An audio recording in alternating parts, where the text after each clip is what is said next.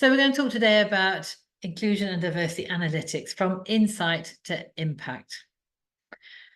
Quick agenda, going to go through what's the current climate, what are we seeing out there? And I think a number of you have contributed to that debate already.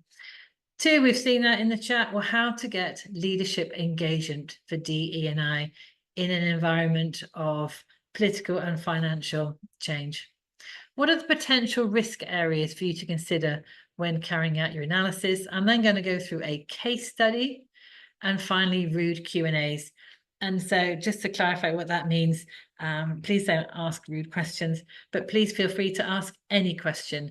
And if I don't know the answer to the topic, I will go away and do my research and come back to you within 24 hours. So I hope you feel this is a very safe space to ask questions. Corinne, my colleague, is going to be running the questions. And so please feel free to either write to her directly, and that will be anonymous, or obviously you can write it directly onto the chat. So my name's Sue Johnson. I run the Inclusion and Diversity Consulting practice here at Odgers. I've been here 3 years. Before that, I ran the consulting practice at PwC out of Switzerland. And prior to that, I was the Global Chief Diversity Officer for the Nestle Group based in Switzerland. And I actually joined from supply chain. I was head of supply chain for a business. So my background's in manufacturing, operations, and supply chain.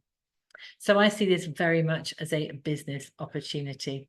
We work with clients to help make them demonstrably more inclusive in the areas of strategic consulting, training across a number of DE&I topics, and also analytics. So coming from supply chain, analytics is very close to my heart. I'm really passionate about it. So delighted to have you all on the call today to talk about how hopefully you can take away some great thoughts and ideas and how we can help you be more inclusive using analytics.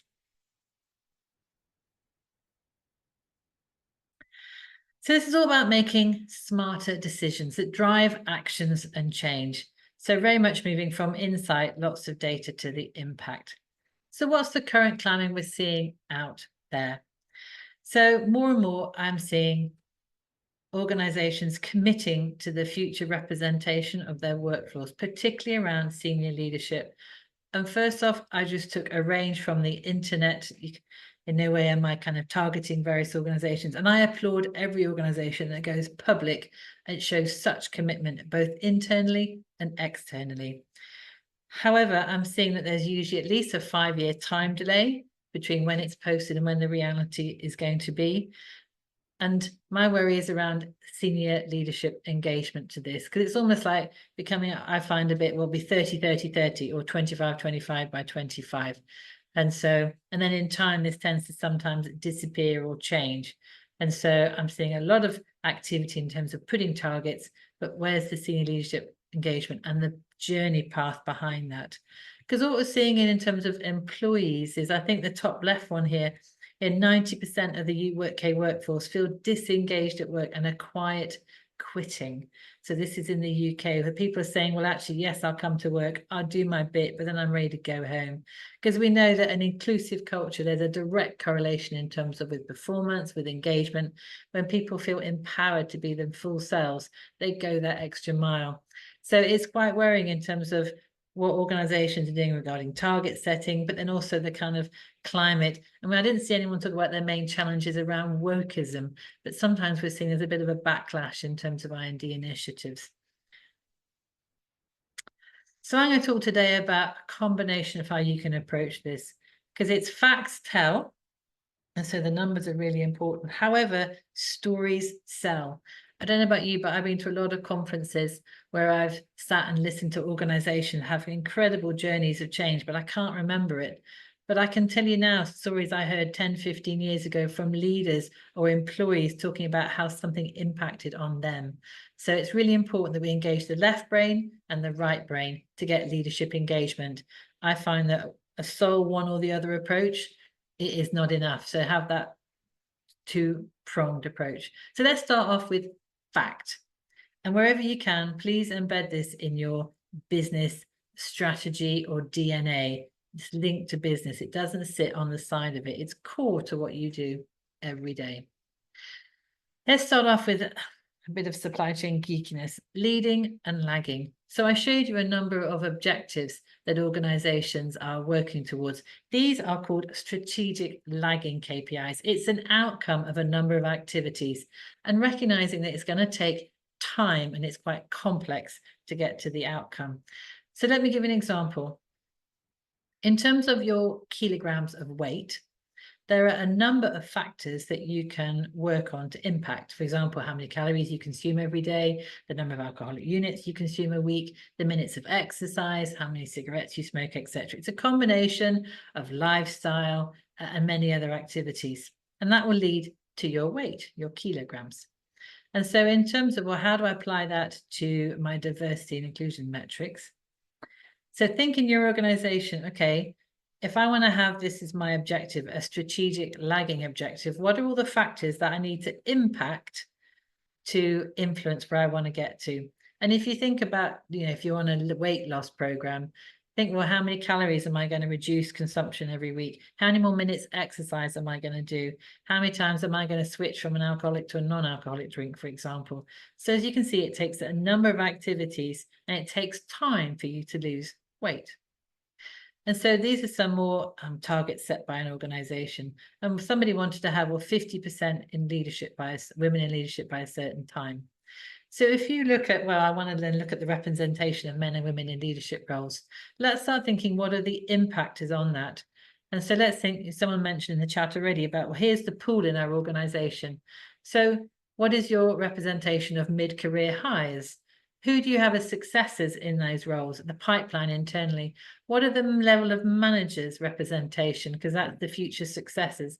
So you can see we're already starting to peel the onion in terms of, well, where's this going to come from? You can't just click your fingers and appoint people into mid-air. So, okay, let's look at the successors in terms of who has the potential to do this job in the future. How many, for example, have got a mentorship, a mentoring scheme buddied up with? How many are sponsored, have visibility to the executive team? What is the readiness categories? Are they ready now? Are they ready in the future? How many, for example, have attended leadership programs or have the skills and behaviors that we want in our organization? And so the readiness categories, how many are ready now? 1 to 2 years, 3 to 5 years. So start thinking already in your organization, well, I want to get here. What are the key drivers within my organization? And it would depend on your processes and practices, but really think of the key stages of the employee life cycle. What do I need to impact? People ask me, well, what's a good indicator of change? How fast can I go? And in my experience, working across really big organizations, for you to shift the gender balance at management or at leadership level, if you can achieve 1% a year sustainably, that's really impressive. It's great when you measure other demographic diversity dimensions. I find they can move faster because if you're coming from a smaller base, by making some strategic appointments, you can jump it much faster. So really think, okay, well, how fast can I move? What's realistic? But what are the levers I have to move up the chain? And how long will it take for that to impact? For example, if you tend to move people in senior roles every 3 to 5 years, what are you doing now to start on your measure tree to make that impact in 3 to 5 years? Which then will think, well, how are we going to be able to achieve our targets going forward? So that was a bit about facts. So facts tell how the stories sell. And so you might think, well, how can I bring analysis to this? Because a story it's qualitative. Well, really think, yes, you can measure success, because let's face it, people like to see return on investment. If I do something, what will it mean to my organization? So here are some examples of some stories that have been told. So the top here, we've got one regarding the National Health Service. They have a living library where they record people's experiences of working within the organization for who they are as well. And it's a lovely way how visible it is, what you can have, what's on loan. Other organizations, well, how many case studies do you have either on the intranet or the internet, internal or external? How many people will hold up their hand and say, yes, I'll talk about my experience of living here, what it's meant to me, capturing on an iPhone, having a really simple way of uploading it. In terms of our organization at Odgers Berndtson, we work a lot with regards to making our kind of culture hugely inclusive. We call it Unlimited in Action. And so we have 10 employee resource groups. So we measure, well, how many people are a member of that? Over half of our workforce are a member of at least one ERG. We do an awful lot with regards to, for example, our charity partners as well. But really putting values around that, numbers and percentages, is that, okay, this is why we have a budget, this is why we have a governance for ERGs, and this is why as a senior member of the staff should be a sponsor or an ambassador.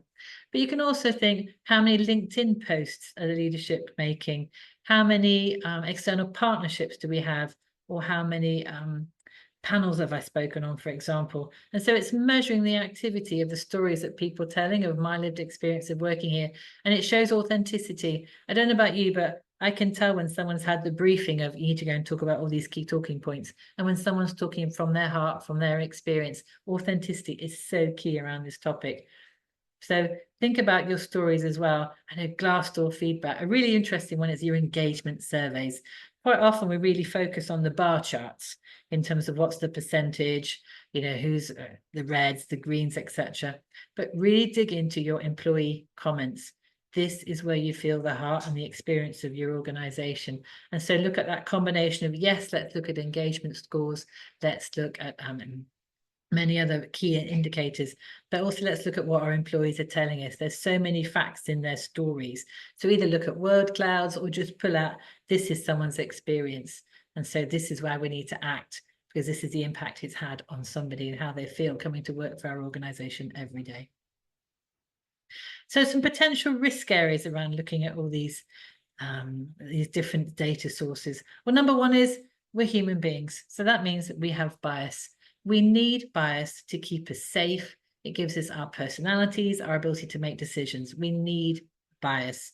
However, we need to be aware that we have unconscious biases which impact on how we make decisions about certain groups of people.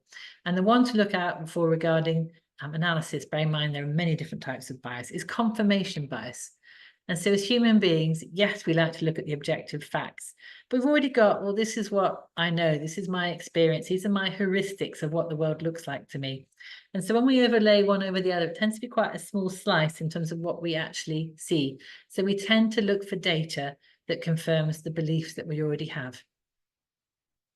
The second one is data complexity. How many times have you sat in a meeting and someone who's very knowledgeable, very passionate about a topic brings hugely complex data? And so be aware of that. And third one is the one data source, the worry about having just one data source. So always think about having as many as possible. Like I say, this combination of quantitative and qualitative. So what can you do to mitigate these?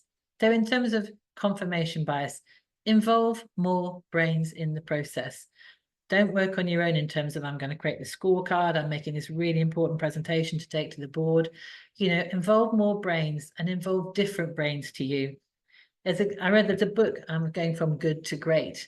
And actually, if you want to go from good to great, the best way to do that is to ask people who potentially don't like you, or perhaps you haven't worked with as much. Sounds a bit strong, but they're going to give you incredibly honest feedback. It's not going to be, well, it was really good, you might just want to tweak that because I don't want to hurt your feelings. They're going to be quite constructive in their critical and developmental feedback. So involve more brains. Show people, what do you think? What am I missing? I find you can sometimes ask the empty chair in the room. Again, a bit of a daft thing, but the empty chair can say anything it wants to, and it can bring in all those different ideas. So find ways to mitigate your bias when you're looking at the analysis and thinking, what data am I going to share? On that, the complexity, again, think, well, who's the audience? What do they need to see? People can usually absorb 3 to 5 pieces of information. So really pull out the key areas that you want your leadership to look at and to be engaged, and make sure it's internal and external. If you're in a sales organization, yes, the DE&I of your workforce is really important, but how is this going to lead to more sales in terms of innovation, in terms of attracting new market share? And so make sure that you have this balanced scorecard of internal and external. And again, the one data source, will make sure you have multiple data sources. Is one around the engagement survey? Is one around external community investment, perhaps diversity of suppliers? Really think about having it in this diverse scorecard where everybody, doesn't matter where they work, can see a link to their role and what they have to do in that. So going on to the case study, let's talk through an example of how we've helped an organization to really use their internal data to step change their DE&I outcomes and numbers. So we've looked at an example here is a UK high street chain It's got over 4,000 employees and over 70 nationalities. And so you can see, you look at these statistics, it's pretty diverse from a gender perspective and from a nationality perspective. And like all data, you can only analyze the data that you measure. And so more and more we're seeing organizations, particularly at the start of when an employee joins, that's the time to get people's diversity demographic data, but also coupled with, if you share this with us, this is what I'm going to do with it to make sure that our culture is inclusive for all, enabling us to make really specific laser focused potential changes. And so it's not just enough to say, oh, here's the form, please fill it in. It's like, well, why? What are we going to do with it? How are we going to keep it safe? And how's it going to be a better organization for you in the future? So, the more data we can capture, I think it's a really positive thing, as long as people know the why. And I think that's what sometimes gets missed.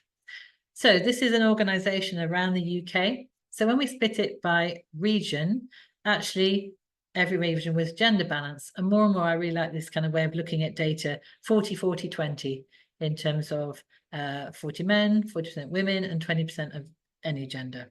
And so it's balanced across all the 17 regions.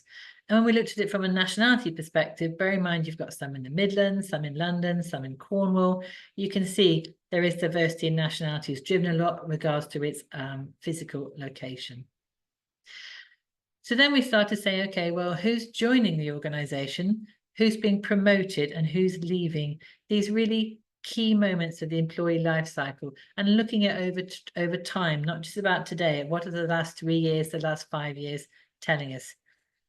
And to me, when I look at this chart by organization, I'm looking for two things. Is there a broken rung? So this is the step where you go from being an employee up to a manager. And is there a glass ceiling in terms of people getting into the senior leadership levels? And so the move from 4 to 3 is up to managerial level, and senior leadership is obviously from 2 to 1. And so when I look at this, it's probably one of the straightest lines I've seen in an organization. However, there's still a broken rung with a 10% reduction in terms of women going to management, and a slight reduction in terms of going into senior leadership. And so then what's interesting is, okay, who are we recruiting into the organization? And actually within the general workforce, it's very balanced. However, if you go up to the senior leadership, you're recruiting a level of 3 men to 1 woman. In terms of promotions, you are promoting at twice the rate, men to women, going up into that managerial role. And in terms of who's leaving, you've got a high representation of men at senior level. So there's already some indications about, well, actually, it looks very healthy, but let's start digging, let's start peeling the onion. What does that look like? And we also did it at regional level as well. So wanting to understand more what's happening at the leadership level and this broken rung, well, let's look at it by region. And so then what was interesting is when you start to pull on certain populations, different messages come up. And so in terms of representation, only 1/3 of the regions was balanced, using a definition we saw before. In terms of recruitment, 0 regions in the last 3 years had recruited in a balanced way. And people say, oh, but this region had loads of women. It's not about that. It's about balance. And in terms of promotion, only 6% of regions were promoting in a balanced way. So this was going to have a big impact in terms of the future workforce demographics. We then looked at nationality and what's happening there. And so in terms of, again, we looked at the recruitment. In terms of bringing talent into the organization, there was 29% representation of non-British. However, at leadership level, that was 22%. And so a drop off there. But encouragingly, if you were non-British, you were far more likely to be promoted at every level. However, there were also challenges around people who were leaving being imbalanced. So you can start to see, you start off with a really nice pie looking very balanced, but by slicing and dicing the data by region, by the demographics, and also by grade, you're getting very different stories. So also looking at, in terms of the key points around recruitment and promotion. So 41% of regions were recruiting a higher representation that they currently have of non-British nationals. So they will change the diversity of the entire workforce. However, only 1 in 6 regions were promoting those who are non-British faster than the current representation in their workforce. So you can start to see that the future, if you continue to kind of carry on the practices as you are, there's going to be a move away from this balance currently to less women in leadership roles and less people of non-British nationality. So we looked at, well, where are you going to be in 5 years' time if you carry on as you are? So in terms of gender, we saw a rapid decrease in women in management roles, however, an increase overall in flowing into the workforce, and still this broken rung into management. And in nationalities, an increase in representation. However, it's flat as you move into the management and leadership levels. And looking at our nationality UK workforce available talent pool, we need to see this increase in terms of the diversity of nationalities. We did it by region and also the intersectionality of gender and nationality, and very similar themes came up, which shows you need to have a quite detailed action plan. And so we came up with this almost like 2+1. What are we going to do at country level? Then what are we going to do at the region level? Recognizing there are differences depending if you're in Cornwall or in Scotland. So we then spoke to the employees. This is where the stories come in. So yes, we've got the data, but how is that impacting on you in everyday life? Do you see it in everyday life? So we spoke to 250 employees in focus groups, and they were like, wow, what's really great to work here? And you can see some things here, but to pull out was, hey, it's really diverse. I really enjoy that. And there are abundant opportunities. If you work hard, you can go anywhere here. However, in terms of what's not working so well for me, a recognition, particularly by those who had moved locations, your experience is very site-specific, linked to the manager and the regional management of where you work. And also there are definitely in-groups and out-groups. You know, in terms of how we manage the shift planning, there's a lot of if you're in the in-group, in the WhatsApp group, then you will have much better working practices and conditions. So really interesting how we could match what's the data is telling us with insights from employees. So what happened next? To me, there are a number of things in terms of creating a strategy and how you roll this out. So number one was the communication of, we share the data and findings to all the regional heads. It's not about finger pointing, because we also analyze, well, which of the regions are in the bottom 3 in terms of performance regarding being diverse in their recruitment and promotion practices. And the first time people saw that, they just had no idea, because unless you have the data, it's really hard to know where's my starting point. And by having the data, you can say, well, this is where I want to go in the future. And so we took the data and findings to the regional heads, and the CEO was like, I'm accountable for this. This is absolutely key to us as an organization in terms of who we're representing, wanting the best talent from, you know, our recruiting areas.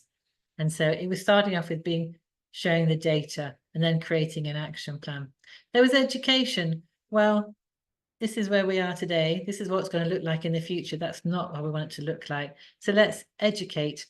And what is it all about DE&I? But most importantly, these key decision points. So real focus on promotion criteria and recruitment pool or the process. So some examples could be setting targets around having a certain representation of new starters coming from the job centre. So their first jobs, looking at working with prisons to bring in people who are leaving prison to give them opportunities. And by having these percentages, being really clear, well, this is how we're going to work. In terms of promotion criteria, making people aware of certain groups of people, perhaps they're not putting themselves forward for various reasons. Is it cultural? Yeah. And so saying, well, don't accept no for an answer, and going out and talking to people who you know are capable but haven't put themselves forward. And so making people aware of this is how, and what language to listen for when you're talking to people. So educating people on differences and how to make sure everyone has the opportunity. Accountability. I talked earlier about the leading and lagging KPIs, creating a balanced scorecard. We did this at regional level, and it was slightly different for each region, and it kind of all matched up to one. And it was tracked quarterly using 5 key metrics, and these were embedded in everybody's objectives. Looking at the workforce culture, so introducing inclusive behaviours, it's not just about the what you're doing, how much you've sold, for example. It's like, no, how you are doing that, how your workforce is feeling. So the balance of the what and the how. And in terms of the culture, making sure everyone knows what the career path is from entry to CEO in terms of the transparency of these are the steps, because people weren't aware of that. Creation of employee business resource groups. And so really unleashing the power of the masses, I find when you give BRGs very clear objectives, for example, 1, attract people from similar to you into the organization. B, define products and services to sell more, to match the needs of your community. And here's some budget to create that. Off you go. It's amazing what people will do. It's limitless. Stay interviews with non-British managers, introducing a mentoring program. How are we going to make sure people at these key points, our future pipeline, we're keeping them, because we knew we were losing more at certain levels. Sharing lived experience. And so these 30-second videos of who I am, why I work here. An introduction of a community hub. So moving away from the need to be on WhatsApp groups. And you might think these are really, some of them quite basic, some more complex, but they had a huge impact on how it affected people's working lives. And now it continues to evolve. And now there's very much a focus, for example, around mental well-being, neurodivergence, and it continues to grow and evolve. And to build the diverse workforce they have today.